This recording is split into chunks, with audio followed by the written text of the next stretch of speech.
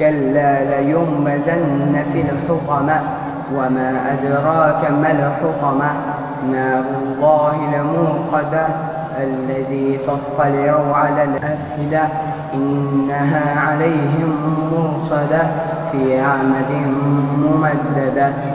Evet, dolu dolu geçirdiğimiz bir programın final programına geldik. Elhamdülillah hepimiz namazı öğrendik. Abdestin nasıl alınacağını, namazın ne kadar önemli olduğunu, namazın hayatımızda ne kadar ehemmiyetli olduğunu öğrendik.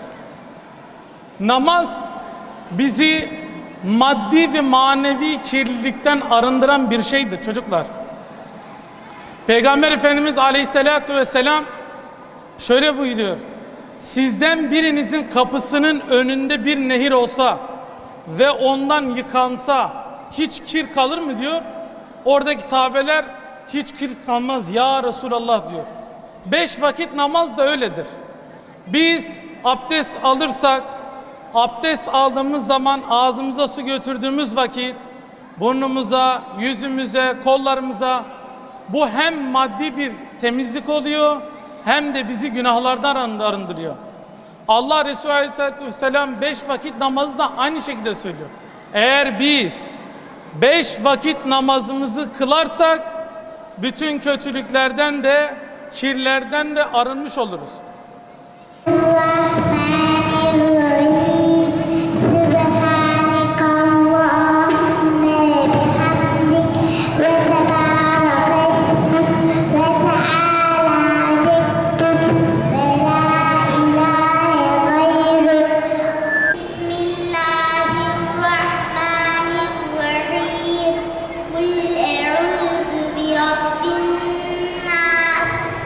ملك الناس